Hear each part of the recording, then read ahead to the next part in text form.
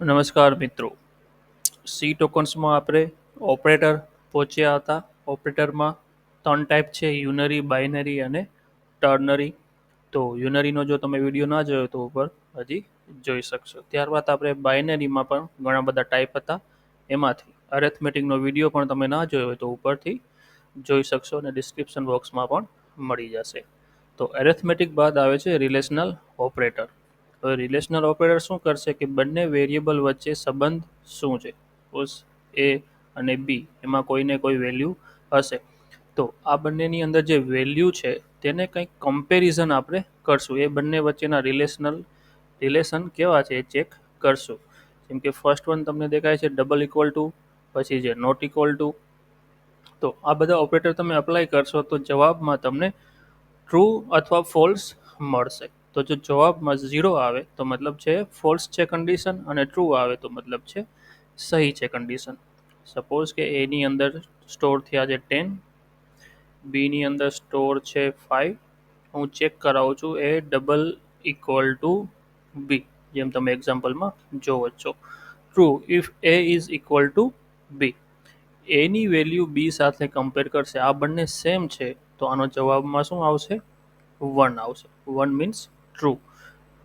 But જો આનો જવાબ 0 આવે તો મતલબ શું સમજવાનું કે આ કન્ડિશન ખોટી છે. આ એક્ઝામ્પલમાં જોઈએ તો 10 ઇઝ નોટ ઇક્વલ ટુ 5, બંને ઇક્વલ નથી એટલે જવાબમાં શું આવશે?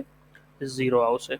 એ જ રીતે તમારે નોટ ઇક્વલ ટુ ચેક કરવું હોય તો એ નોટ ઇક્વલ ટુ 5 આ રીતે લખાશે: એ નોટ ઇક્વલ ટુ 5.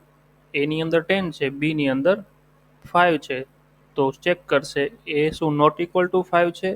યસ, કે ભાઈ ટ્રુ. આનો જવાબ 1 આવશે. શું કામ? કે આપણે નોટ ઇક્વલ ટુ ચેક કરાવી છે, ઇક્વલ ટુ ચેક નથી કરાવતો. જો તમને નોટ ઇક્વલ ટુ યાદ ના રહેતું હોય તો ઇક્વલ ટુનો જે જવાબ આવતો હોય એનો રિવર્સ જવાબ નોટ ઇક્વલ ટુનો આવે. પછી તમે આ બધી નિશાની પણ ઘણીવાર જોઈ જશે રિયલ લાઈફમાં: greater than, less than, greater than equal to and less than equal to. આ પણ એકબીજાના બે વેરિયેબલમાં કઈ વેલ્યુ એક કરતાં મોટી છે કે નાની છે, કે મોટી અથવા બરાબર છે કે નાની અથવા બરાબર છે, આ બધા આપણે પ્રેક્ટિકલમાં જોઈએ. હવે અત્યારે આપણે ડાયરેક્ટલી આનો યુઝ કરશું. અધરવાઇઝ આ બધા ઓપરેટરનો યુઝ ઇફ કન્ડિશન સાથે થતી હોય છે. હવે ઇફ કન્ડિશન જે કંટ્રોલ સ્ટ્રક્ચર છે હજી તમારે આવ્યું નથી, એ નેક્સ્ટ કોઈ યુનિટમાં આવશે. તો ત્યારે આપણે ફરીથી આ જોશું. ઇફ કન્ડિશન જ્યારે કરશું આપણે ત્યારે પણ આ ઓપરેટરનો યુઝ પણ જોવા મળશે. અત્યારે આપણે ડાયરેક્ટ પ્રિન્ટએફમાં જ એનો યુઝ કરશું. તો ચાલો આપણે જઈએ સીધા સ્ક્રીન ઉપર. તો મેં બે વેરિયેબલ લીધા છે, એ અને બી. એની અંદર 10 અને બીની અંદર 5. તો ફર્સ્ટ ઓપરેટર છે આપણો ગ્રેટર દેન, લેસ દેન. અહીંયા કમેન્ટમાં લખી દો એટલે તમને આઈડિયા આવે. લેસ દેન ઓપરેટર આ શું ચેક કરશે કે એની વેલ્યુ લેસ દેન બી છે કે નહીં. જો હશે તો 1, નહીં હોય તો 0. તો અહીંયા એક મેં મેસેજ કસ્ટમ ડિસ્પ્લે કરાવ્યો છે અને %d મતલબ જવાબ તમારો 0 અથવા 1 આ ડીની જગ્યાએ આવશે, અને આ અમે ડાયરેક્ટ મેસેજ ડિસ્પ્લે થશે. હવે આને રન કરશું તો શું જવાબ આવશે? એ લેસ દેન બી. ચેક કરો અહીંયા શું બનશે?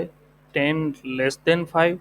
તો ચેક કરીએ તો ના, 10 છે લેસ દેન 5 નથી એટલે જવાબમાં શું આવશે? ત્યાં 0 આવશે. તમે જોઈ શકો છો અહીંયા જવાબમાં 0 આવે છે.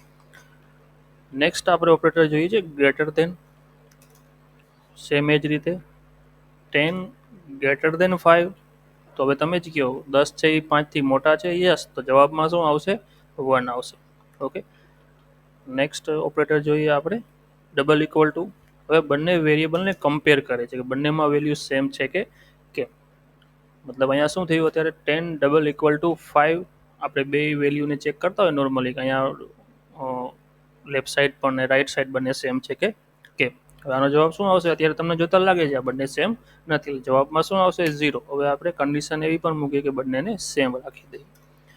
બીમાં પણ 10 અને એ વેરિયેબલમાં પણ 10, તો જવાબમાં શું આવ્યું? 1. ઓકે, નેક્સ્ટ ઓપરેટર છે આપણી પાસે નોટ ઇક્વલ ટુ. હવે નોટ ઇક્વલ ટુમાં શું થશે? 10 નોટ ઇક્વલ ટુ 5 એવી રીતે ચેક થાય છે. તો 10 છે એ 5 ના જેવા નથી એમ ચેક કરી છે આપણે, નથી એ વસ્તુ ચેક કરી છે. જવાબમાં શું આવશે? 1 આવશે. શું કામ? તો કે આપણે ઊંધું ચેક કરીએ છીએ, સીધું ચેક નથી કરતા. જે રીતે મેં તમને કીધું કે ડબલ ઇક્વલ જે જવાબ આવતો હશે એનો રિવર્સ જવાબ આ આવે. આમાં 0 આવે તો આમાં 1 આવે. આ બંનેને સેમ કરી નાખું તો આમાં 0 આવશે ને આમાં 1 આવશે. નોટ ઇક્વલ ટુ 0 આવશે કે ભાઈ બંને સેમ છે, એટલે નોટ ઇક્વલ ટુ નથી એટલે 0, કન્ડિશન ફોલ્સ થઈ ગઈ. ચલો નેક્સ્ટ ઓપરેટર છે આપણી પાસે less than equal to. Less than equal to માં જોઈએ તો શું બનશે? 10 less than or equal to B. બીમાં કેટલા છે? 5.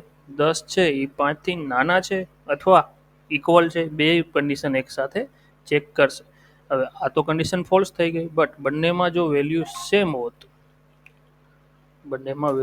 હોત તો શું કન્ડિશન ટ્રુ થઈ જાત. આઈ હોપ તમને કંઈક સમજવામાં આવશે. આઈ હોપ તમને આઈડિયા ક્લિયર થતા હશે. નેક્સ્ટ છે એવી રીતના greater than equal to B. શું બનશે અહીંયા value? 10 greater than equal to 5, તો કન્ડિશન શું થઈ ગઈ? ટ્રુ થઈ ગઈ. અને બંને જગ્યાએ 10 હોત તો પણ કન્ડિશન ટ્રુ જ થાત. ઓકે, તો આ હતા આપણા રિલેશનલ ઓપરેટર. આ જ રિલેશન ઓપરેટરને આપણે ઇફ કન્ડિશન સાથે પણ કરી શકીએ. આ આપણો યુઝ અત્યારે આપણે ડાયરેક્ટલી કર્યો. તો ઇફનો એક એક્ઝામ્પલ આપી દઉં. a ગ્રેટર ધેન બી,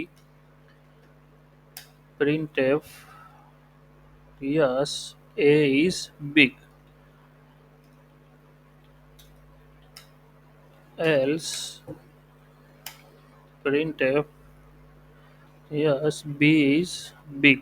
આ બંનેમાંથી એક જ બિગ હોવાના છે, તો તમને જવાબમાં શું આવશે? ઇફ કન્ડિશન આ ટ્રુ પાર્ટ છે ઇફ કન્ડિશનનો, ટ્રુ પાર્ટ, અને આ ફોલ્સ પાર્ટ છે. તો કયો પાર્ટ રન થશે? ટ્રુ પાર્ટ રન થશે. Yes A is big. હવે આની વેલ્યુ હું ચેન્જ કરી નાખું તો હવે કોણ બિગ થઈ ગયું? B is big.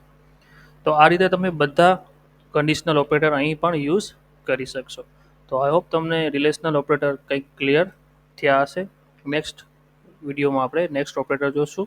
ત્યાં સુધી જય હિન્દ, જય ભારત.